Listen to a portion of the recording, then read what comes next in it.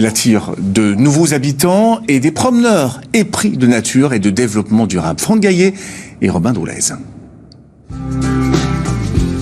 Si vous passez par l'ancienne maison éclusière numéro 3, n'hésitez pas à rendre visite à Alain pour apprendre plein de choses sur le maraîchage bio. Bonjour messieurs.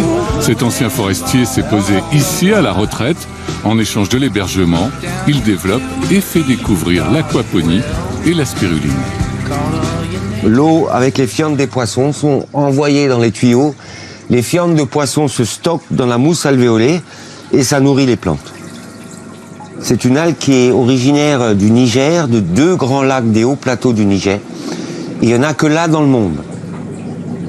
La spiruline, c'est une algue qui est considérée comme un complément alimentaire extrêmement riche en fer et en oligo-éléments et qui maintenant se vend en pharmacie. Ça a des tarifs de l'ordre de 130 € le kilo. Mais sinon, on peut la mettre dans du yaourt, dans du jus d'orange. Ah, oui. Ouais.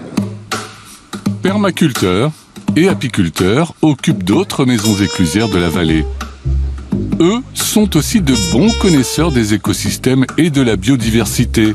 L'association locale Découverto peut vous piloter gratuitement dans le secteur une autre façon de voir l'environnement. L'association Découverto est là pour ramener de la connaissance sur l'environnement, sur le milieu dans lequel les gens se baladent. Ça peut être aussi bien la géologie que les systèmes du vivant, que l'histoire, le patrimoine industriel. C'est vraiment à la fois l'histoire de la Terre, l'histoire de l'homme qui nous intéresse. Pour la vallée des Éclusiers, Découverto propose plusieurs balades d'une dizaine de kilomètres qui ont nécessité une recherche documentaire en amont. Notre guide du jour, Cédric, jeune élève ingénieur, a créé également une application. On l'a créée il y a 2-3 ans pour faire découvrir aux gens qui n'ont peut-être pas l'habitude d'utiliser des cartes en forêt, mais qui ont l'habitude d'utiliser leur téléphone, qui n'ont peut-être pas l'habitude d'aller en randonnée, mais qui ont peut-être l'habitude d'aller dans des musées.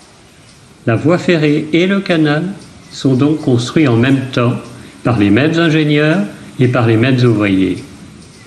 Moi, ce qui me plaît dans cette vallée, c'est surtout d'avoir d'un côté la nature et de l'autre aussi la technique humaine qui a fait qu'il y avait un canal, il y a le train, il y a la route.